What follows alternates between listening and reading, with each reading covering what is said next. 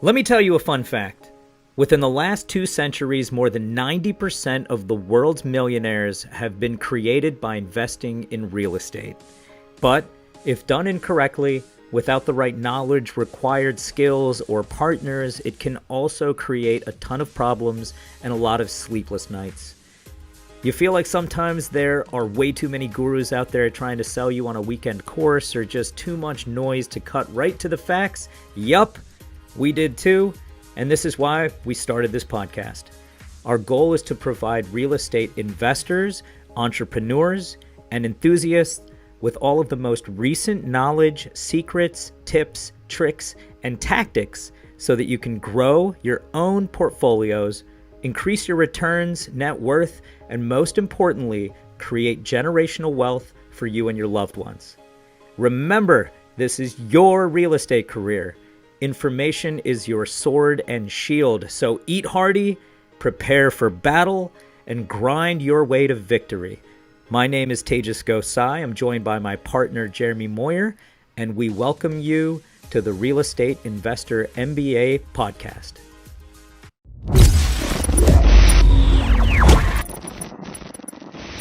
All right. Hey, guys, we're here. New episode, Real Estate Investor MBA. I'm Tejas Gosai. I have my partner, Jeremy Moyer. How you doing?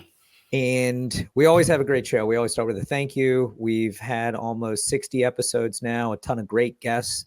We had Whitney Sewell on recently. Just a lot of great stuff. We're all over LinkedIn, Facebook, iTunes, Spotify, Stitcher. Please check out our website, rei.mba. Sign up for our newsletter. We have a bunch of great stuff and some syndication opportunities. We're branching out and would thank you so much for being a part of what we're doing. Yeah, no, today we had a great guest on. His name is Don Spafford. Don has an educational and professional background in finance and securities investing. He grew up most of his life in Omaha, Nebraska. When his wife became realtor around 2010, that's what motivated him to want to learn how to start investing in real estate. They moved from Nebraska to Idaho like around 2015. And there in Idaho is where they eventually got started. They bought their first property, a fourplex, in 2017, two more 18 months later. And then around that time, they began moving into the commercial real estate realm. And they started actually in ground up development projects, which then eventually landed where they are right now with Happy Camper Capital. It's the name of their company, providing syndication opportunities in RV campgrounds. Very different asset class, Tejas. What do you think about today? Yeah, Happy Campers. So it was neat because I would not have thought of this industry like the hotel business, but there's some similarities and I have a lot of hotel background. You're looking for people to revisit the place. You have short-term rentals, amenities that you're creating at these locations so that you can charge a reasonable rate. He's really creating like a community almost more than, you think of like an investment property. It's like a destination resort. Yeah, you guys had pretty good interchanges during the interview. You guys it's really evaluating as a business, from that mindset. A lot of customer, that type of approach. It was really interesting to hear you guys talk and then have them just explain more about what they're doing and what to look for. Yeah, units, they're looking for pads. They need to fit more folks. They need to make it, expandable, things like that.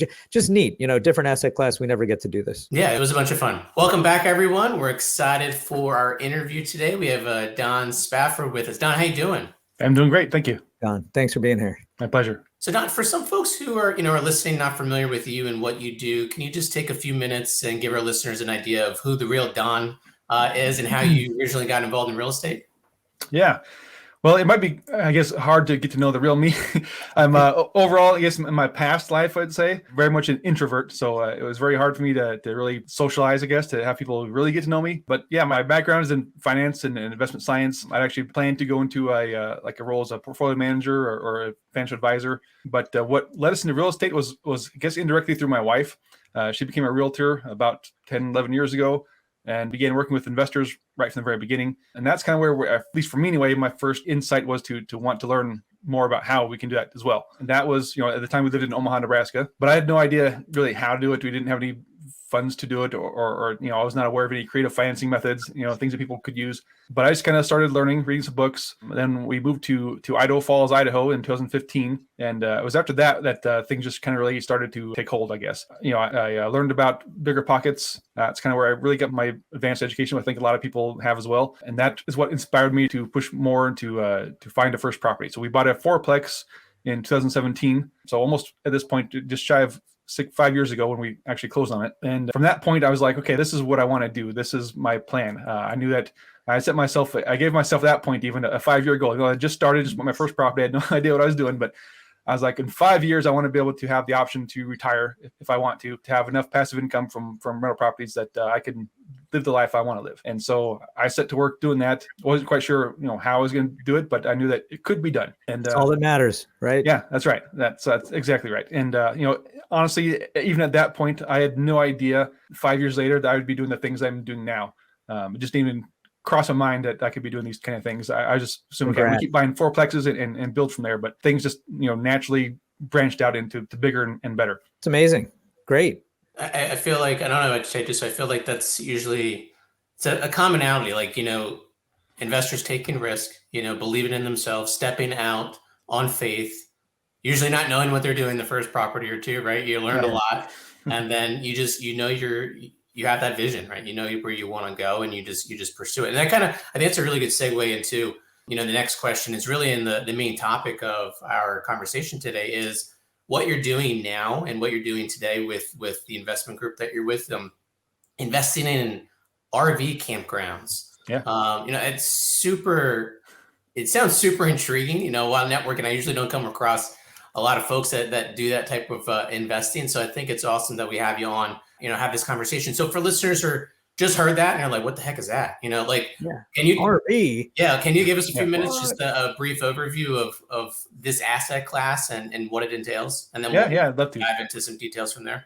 Yeah. And I guess to go along with that, it's partly, I guess, part of my personality wise as well. I've never liked being a follower, even as much as I'm an introvert myself, but I always like doing something different. I like, I follow my own path. I don't follow crowds, and I like to be unique in my own way, I guess. And that's for me what these campgrounds is doing. I'm sure you guys obviously know that, and everybody listening here, most people in the commercial real estate space are after multifamily, apartment buildings. Right. And that's great. It's been successful for a long time, but right now, like, everybody's doing it. And so again, part of my educational background, especially growing up in Omaha, but with finance investing, I'm in the shadow of Warren Buffett all the time, and one of his greatest quotes is, be fearful when others are greedy, and be greedy when others are fearful.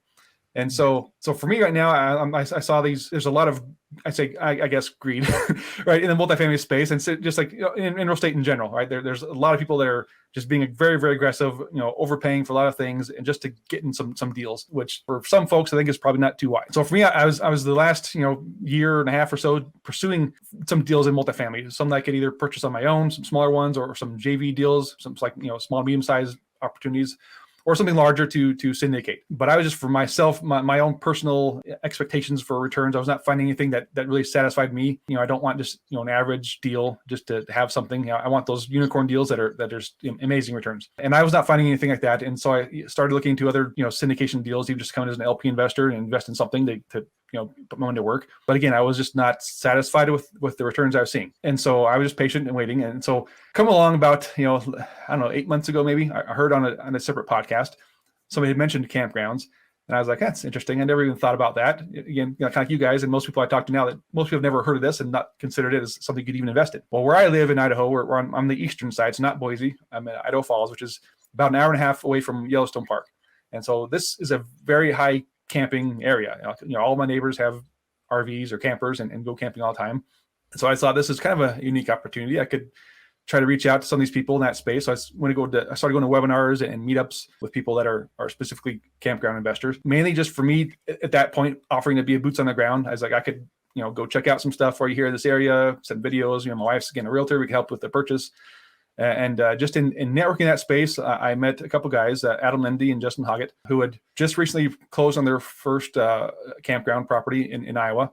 And we just got in a call and had some discussions and talked about our goals and what I was looking for. Again, looking for those kind of returns I was trying to find. And they were telling me what they were finding in this campground space, which I was just like, wow, that's just amazing. And honestly, at first I was a bit, I guess maybe it's more scared, I guess, than anything else to pursue something that I was unfamiliar with. Kind of like buying that first property, that very first fourplex I bought, it was still a scary situation to go through. But once you pass the fear, that's when everything opens up. And so anyway, so I talked to these guys, and they actually invited me to join up with them with their team, Happy Camper Capital. And I was like, I'm not sure, honestly. So even though it sounded great, but I was just like, I don't know. I'm pursuing multifamily. I'm in some other multifamily masterminds, and it's like, this doesn't fit that mold. I don't want to get ridiculed or kicked out of some of these groups because I'm not doing multifamily stuff. But again, I went back to, I guess, my educational background, more the fundamentals about numbers and finance, and the numbers. The numbers just made sense to me. I was like, man, this is just, I would be crazy to pass on this opportunity to get in this team at this early point in this niche as it's just starting to explode, and 5 years now I regret it. So I was like, I got to at least give it a try and see if it works out. And so I joined up with them last November, honestly. So November 2021, and honestly, just for my own personal education as I grew with them and talking to people, of course, like you guys, this is something that's unique and stands out. I go to any meetup that's everybody else talking about multifamily, and I'm here, hey, I got campgrounds. Like, so people are kind of like, what's that? That's you stand out in a crowd, which is, again, going back to what I was saying, I like being unique and different, and this gives me that opportunity to do that, and be the I guess the highlight of the party. Awesome. Can you share some of the numbers? Why these things are so profitable, what it looks like, why it's better than a multifamily? We're on the East Coast, so we're an hour and a half from New York City, Philadelphia, different range out here than Omaha. Yeah. Well, again, and so with the campgrounds, what is great about it as well is, we're not geographically isolated. So we're not pursuing something only in, say, Colorado or only in the Southeast or Texas. We look across the country and purchase, anywhere it makes sense. Ideally, we're looking for something that's within about a 2 or 3 hour drive of a major city, mainly to have that built-in customer base. So people that go these campgrounds, they already have their campers and trailers and RVs. And so even if gas prices go insanely high and people aren't taking cross-country trips, they're still going to go out and use them somewhere, right? So if they can take a short drive to get to these places, they're still going to use them because they're, an expensive toy to just have set in your driveway and not use it. And so with that, what we're generally targeting on all the deals that we pursue. And again, we're not buying every deal that comes up, kind of similar to the multifamily stuff. We analyze a lot of them and then only hand select the ones that we see as unique, great opportunities. And so our target returns on these are generally, we're looking about 15% cash on cash, 25% IRR, which works out to about a 3x multiple over a 5-year hold. And that's, that's just our target numbers. We generally are finding deals that are even better than that, but we want to something say, okay, we're going to at least hit those numbers at a minimum. So that's kind of where we're looking for. What kind of size? Like how many units? What does it look like when you're purchasing these? Yeah, so generally we're looking for something that's got at least 100 existing RV pad sites. Could be a little bit less if there's room to expand. But with these aren't just turnkey purchases. We are doing value add, similar to a multifamily type value add, but with different ways about that. In most cases, it's going to be some type of expansion, right? We want to add on more. In the very minimum on almost every situation, it's going to be just improvements in their software and their online presence. Many of these places have been, owner operated mom and pop places for decades, and they haven't really done much to modernize them and get them much of an online presence. They might have a website, but that's about it. It's not like they're not very user friendly or I guess efficient to do online reservations. Most of them prefer to have a phone call reservation so they can tell them just the same price every day, no matter what day of the year it is. So we can come on there with some software to do online reservations, first of all, which would get a lot of people that may otherwise go past it because they don't want to make a phone call. And then with that, we do dynamic pricing. So as these campgrounds get more filled up, especially on important holiday weekends or whatever, those remaining spaces go up in price. So we're capitalizing on it. Ideally, we are not shooting for 100% occupancy. If it's 100% filled, then either we're charging too low, or in the case if we're using this dynamic pricing, at least we're maximizing the revenue that we possibly can on it. It's funny that I'm in the hotel, or I was in the hotel business. Yeah. And it's very similar. It's very similar. It's hospitality, so it's very similar to the structure of a hotel. But in you this case, your average daily rate and your RevPAR, right? It's similar. Yeah, exactly. Yeah. And with these campgrounds for us as well, it's not just a place just to go and sleep overnight and have a campfire, right? It's more of like, even want to compare it to a hotel, these are resort style destinations, so we've got activities, amenities, things that people want to come there and do more than just to come and camp, right? So yeah, compare like if your standard hotel versus these resort type places that have spas and pools and everything else with them. It's awesome. So Don, you mentioned pad sites. So for listeners that are not familiar, if they're especially used to multifamily, they're traditional units. So is the pad site similar to like mobile home parks where, you have hookup to electric, to water sewer? Is that what you're looking and referring to when you're evaluating a property with pad sites that are already developed? Yeah, so exactly. So people pull in with their campers, RVs, and they can directly connect to those utilities, right? The electricity, water, sewer, and all that stuff. But for us, we don't. So we're not basing the value on, say, price per pad, or I could do price per door on a multifamily. It's a lot more in detail than that. So it's more of, we're looking at directly just the income the property produces, itself. So it's more like looking at it as a business, more so than just price per door or price per pad or something. Okay. Another thing, just to bring it up, is you're probably going to have a lot of returning customers. I mean, again, hotel thing is when people get on their trip and their journey and they're looking at the same thing, they meet the same friends, they pick the right time period. So you probably have a lot of returning guests. Oh yeah, definitely. And again, that's part of our target audience, that people that are within that short drive, that are, they want to come here for the experience and just have fun. So they'll come, as often as they can. Like, just again, like my neighbors here, every time there's a long weekend, or especially during summer, they're gone, all the time, out camping and having fun. And that's what we're shooting for with these resort styles. It's not just, a standard campsite, which you can go to, hundreds of those, but it's more of like, hey, I want to go have fun. So I'm going to go to this specific place to go and do these fun things, with our family and friends. But when evaluating markets, I think, is super important, right? We're at least evaluating locations to see if you wouldn't want to buy one of these properties. So like, what attractions do you guys value higher than others, or what destinations do you value higher than others? I'm just curious to get in your head a little bit to kind of see through your eyes, what you guys are looking at. So there's different ways to look at it. In some cases, we're looking for things that are close to an actual destination, like like a major national park, or like, say, Disney World or something like that. So we can be within a short drive of that. So people are coming for those attractions, and they're going to stay at our campsite while they're there for that. On the other hand, there's other ones that are not necessarily close to any major attractions like that, but the campground itself is the destination again. So people that are within that, again, short drive or even longer drives, that want to come there just because we have unique features. So for example, if we have something that's on water, like a lake or a river or something, therefore include additional things like boating activities, or like paddleboard and things that you can rent and use to have fun on that. In some cases, we may look at adding in a like an amphitheater or something to have like concerts. We have like weekend concerts, or summer concert events that would attract people that are not just there for camping. They come for that experience as well, to come there and have that feature going on.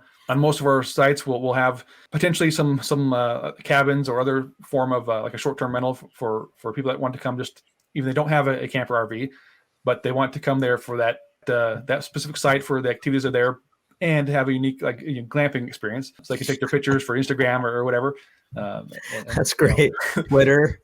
Yeah, exactly. Yeah, there's a whole, I'm sure you guys are aware, a whole thing right now going on with people that are this, RV life or van life, that just, live that lifestyle and go have fun. So of course they have their campers, RVs to live in anyway, but those that don't, they just want to experience it anyway. They can come and stay in one of these like cabins or on-site, campers that we have there for that purpose. How about management and dealing with the asset? How do you, do you have folks in place that manage it?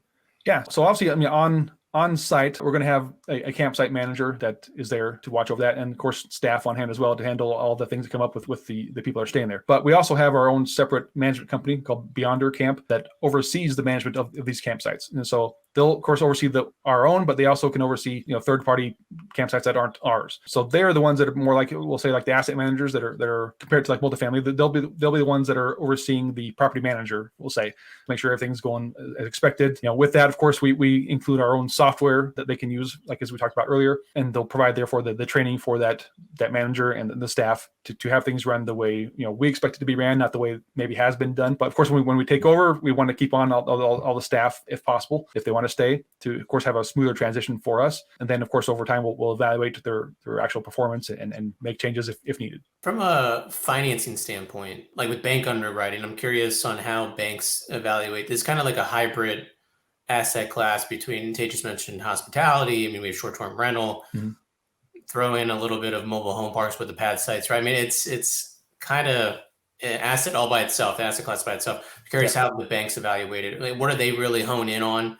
Especially if there's a listener thinking, oh, I want to get into this space. What do they need to look at, provide to their banks up front? Sure. Yeah. And obviously there's, going to be differences depending on what's all involved with it. Somebody wanted to purchase one of these on their own, for example, you could definitely buy a smaller one, but you get for us based on the size and the economies of scale that we need to obviously pay for that staff and for the management and everything. That's why we have that minimum site or size that we need to meet that. If something smaller just wouldn't fit our model because of the costs involved. That's kind of where you get those owner operators that are more like living on site and managing it themselves, doing the job of 5-6 people. But for our size of deal, again, the banks are they've become a little bit more strict in the last maybe a couple of years than previously were, but they're looking at it more of again, it's a business. So we'll say, what has the past performance done? It's what's the returns of the last 3 years. Is it there has been increasing or decreasing? And of course, we'll come with our business plan, tell them what we're going to do, what we have done, to more or less see it from a business perspective of what can this business produce if it's going to cover the loan. But for the most part, the banks don't have much of a problem with it. There could be certain things that we're finding there are less lenders that like marinas than the campground itself. So if it's got one that has a marina on with it as well, we have to maybe search a bit more for different lenders that will lend on marinas. But traditionally, we're still getting generally 80% loan to value, give or take. There could be some that are a little bit higher or lower depending on the location. We try to use local banks that are in that area, preferably because one, they most likely know the property, they're familiar with it, and so they may like, oh yeah, that's filled all the time. So it gives them a little bit more leniency to understand it than a national lender that's never been there, has no idea. But so we try to, of course, search around and find the ones that are most willing to work with us and give us the best terms possible. Great. Go ahead. No, I was gonna ask about what are some common mistakes that you see operators making. I mean, in this asset class, I'm sure you've networked with others that are, I guess you could say competitors of yours. Do you see mistakes that they make in underwriting the deal, just not taking the things into consideration, or even the asset management side? Yeah. Generally, how do you? What's your formula? So again, there's as of right now, not a whole lot of people, at least that I'm aware of, that are in this space, especially in the part of syndicating them. Of course, many people that buy them, but as far as the syndication, like what we do, there's not a lot of other players yet. I have met a few more that have come in recently, and some others that focus on certain regions only. So I can't really speak a whole lot on that because again, there's not a lot to really compare to. But some of the ones that I've seen, for example, kind of goes back to that size. So I've seen some other people trying to syndicate one of these. Again, it's coming up as a hot asset class. So people are definitely, again, for those returns, it's getting people's attention. So people are like, oh, I got to look in the campsites. If you want to kind of compare it to, say, like mobile home parks or self-storage like 5 years ago when really nobody was doing them. And then all of a sudden it became like a hot thing and everybody got involved. That's kind of where we're at now with this. There's people that are seeing, there's huge opportunity here. So more people are getting involved for sure. And so I've seen one not too long ago that was that somebody was doing that. Their numbers were pretty tight. They weren't quite as high as ours were. And again, I think part of it was just too small to syndicate it. Really, it was probably about half the size of what we normally look for ourselves. And so, it's hard to make those numbers work in a syndication when the scale just isn't there to account for all that. So that's one thing, is paying attention to how big it actually is. And Don, can you just real quick to interject? Could you, in your opinion, your group's opinion, like what's that minimum threshold? I'm sure it may be different from location to location, but just a real generality that you guys use. Yeah, obviously there's going to be some pricing difference just based on the location itself. I mean, something in Florida is going to cost more than probably something in Minnesota, just for the area itself. But yeah, so for us, again, we typically look for at least 100. We preferably would have something 150 or more, but at least 100 existing sites available with room to expand, preferably. If there's additional acreage that we can expand on and add more, that's much better for us. Most of these sites, as is, they're not just traditional standard basic campgrounds. They already have some other amenities on site that we'll look to expand and improve as well, such as, again, some cabins or something else for some short-term rentals. But so that's one thing, is just to pay attention to the size. The other thing is the management itself. So I think a lot of these places are, or say other people that are doing this, are planning to try to manage it themselves through, like they would through a traditional multifamily, right? They're going to say, okay, we'll just manage the property manager. But again, there's more involved with that, because it has to come down to, you're not just renting out doors and making sure they pay the rent on time each month, right? And doing background checks. That's not involved in any of this. It's more like a short-term rental at a multifamily scale, right? So you want to be able to attract new people to come. Of course, make sure the ones that are already there, like you were saying, come back more and keep coming. And so you got to be attention to all the actual costs involved, those utilities, the environmental aspects of it, so you want to make sure that you're not doing something that could potentially negatively affect the environment. For us, preferably, again, we prefer to be on city water and sewer if we can. That's ideal, to not have to have that on our plate as well. So if we have a well water or sewer or septic that has some kind of problem, of course that affects everything there. We prefer not have that responsibility on us, and so that's something to pay attention to. A lot of it again is that other people you guys need to pay attention to is the location itself. How easy is it to get to? Is it the entrances can be found off the highway? It's got signage there to draw people in, say, hey, this is where you turn. Of course, having that online presence with the dynamic pricing, that's a big thing, I guess, when we come down to the software. So if they're just expecting to take it over and run it as a standard, keep it as it's been going with the subpar website it's had previously. You definitely need to invest in having some good software to manage that. Ideally, something more like a hotel, type software like I'm sure you're used to seeing. But again, you have that short-term rental type aspect, right, where people are coming and going all the time. The good thing is there's not necessarily you don't have to turn over bed sheets and that kind of stuff, right? But we still, of course, want to make sure that the campsites are at least clean, picked up trash and stuff. Yeah, bed bugs. That was my biggest issue in the hotel business. Sorry, you don't have bed bugs. Yeah. So again, that's the great thing about this is we don't have to worry about those kind of things, right? Yeah. We're not replacing carpets or flooring and repainting, and again compared to multifamily, we're not worrying about evictions and more recently eviction moratoriums, right? So if people outstay their paid welcome there, and if they don't want to pay to stay, it's more of an easy phone call. We, call the police and say, hey, we got somebody that's trespassing, and they can remove them.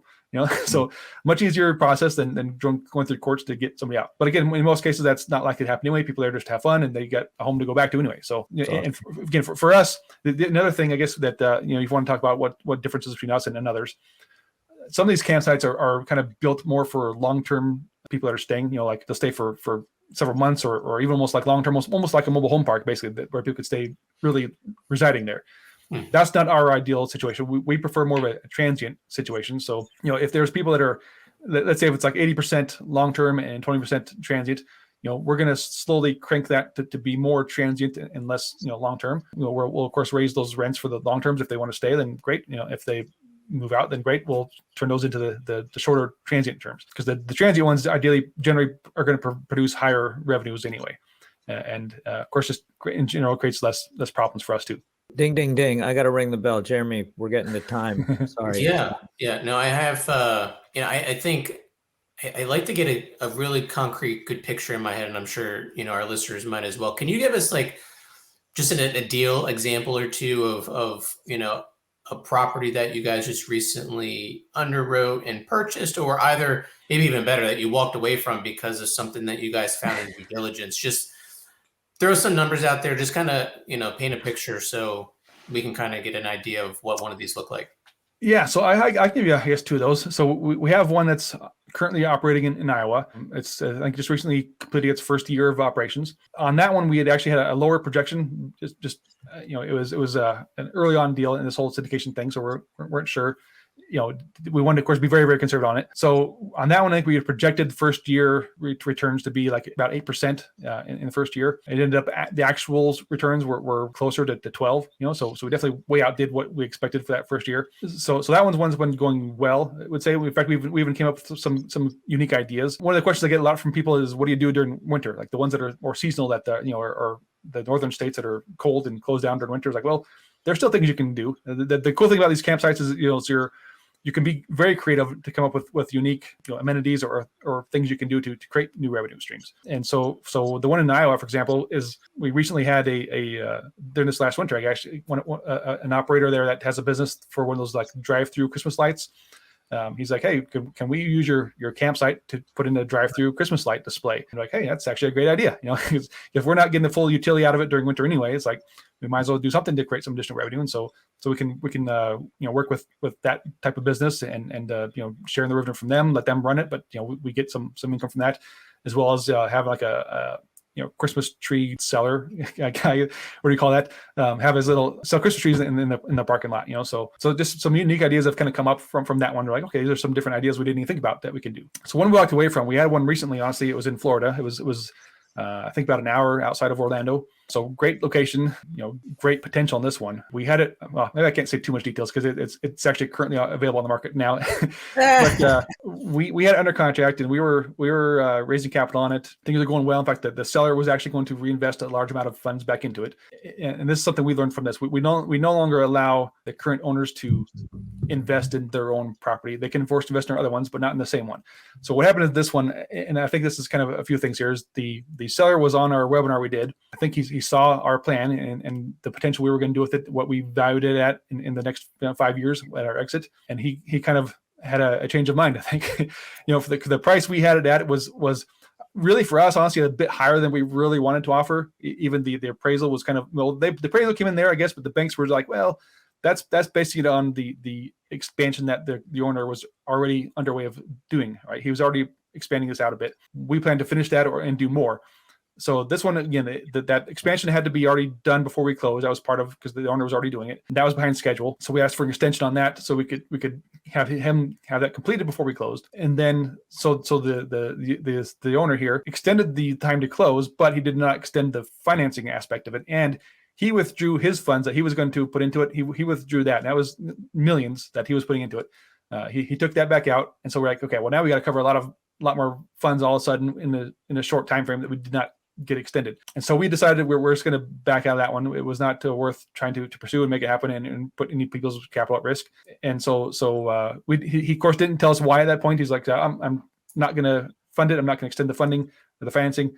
And we tried to work it out later after we canceled everything. We tried to work it out, and he at that point was trying to basically sell it for the same price we had it under contract for half the property. Like he was going to divide it and only give us like half of what it was. This one again would have been a huge deal because it was existing like 200 some sites. He was going to add on another 150 already himself. Then we were going to add on like another like 300. So it would have been like a 600 some total site in the end. We were possibly adding in like a water park feature to that one. It was a very awesome property, but we backed out. And so a few weeks later or so, we saw it listed on the market for about double what we had it for originally. And so we're like, oh, okay, this guy wants to get more than what it's actually worth now, and so anyway, so we let's learn from that. Is like we like after that we decided we're not going to let the current owners invest in their own property with us after, just in case something like that comes up. We don't want them necessarily be aware of our full plan and what we can do and what the potential is in case they decide they want to try and do it instead.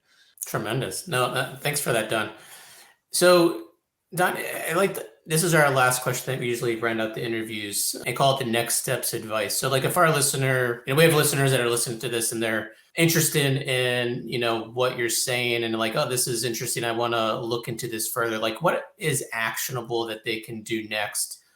Is it just reaching out and learning more, or is it just a networking piece, or is there something that they can physically do? Talk to brokers? What does that look like if they're interested in pursuing that? So if someone's looking into buying one, there are some courses that are out there available. We of course have done some ourselves through our team. There's actually a podcast that's specifically about campgrounds. They're kind of more geared towards those long-term people more than the transient like we're doing. So there's a bit differences as far as what they put out there. Obviously on our website, happycampercapital.com, you can go on there and learn more just in general. We talk about that. And, you get in there on an investor portal, of course, then you can access any current offerings we have, any ones that are coming up to of course, read into those executive summaries, see our webinars we do. We are in process actually of creating a educational format on our website as well. So somebody could come on there and take essentially courses to learn about it and learn about the financing, managing, and all that stuff. So that's in process. Hopefully coming out maybe the next month or so. That will be on our website. So it seems kind of strange that we would want to put out that education out there anyway to have potentially more competition. But we don't necessarily look at it as having more competition. But we want to have more people be educated in this space, because that's a big thing for us. Every time I'm on a call with somebody, is I'm spending most of my time explaining what it is, what we're doing. So if we can help educate people in the front end, have them understand what it is and be more comfortable with investing in it, then it makes it much easier for us to say, okay, you're ready, let's go. So we want to help get that education out there. That's perfect. No, education's the key. No, I think both Tejas and I both agree on that. Yeah, didn't know as much about RV parks until now. So Don, if someone wants to get in touch with you, just ask you questions or learn more about what you guys are doing, is just going to the website. Go to happycampercapital.com. There's a About Us tab on there. That will show me and everybody else on the team. You can click on my profile, learn more about me, my bit more about my personal background. But then there's also a link at the bottom right where you can schedule time to talk with me. We can set up a Zoom call and discuss more about it. Bravo. Tremendous. Really, thanks for the time. Super educational. Godspeed. Hope you get a few thousand more over the next 6 months. We know the market's not going to help that much, right? Yeah, well, there could create new opportunities. Honestly, our goal this year is we want to close on at least 12 properties. So we're being very aggressive and getting out there and trying to get ahead of the curve before everybody else takes them. Nice. Awesome. Well, good luck. Thanks so much for being here. It's Real Estate Investor MBA. I'm Tejas Gosai. That's my partner, Jeremy Moyer. And we just had Don on. Hold on. What's the website again? There it is. happycampercapital.com. Cheers. We'll check you out next time. All right. Thanks a lot.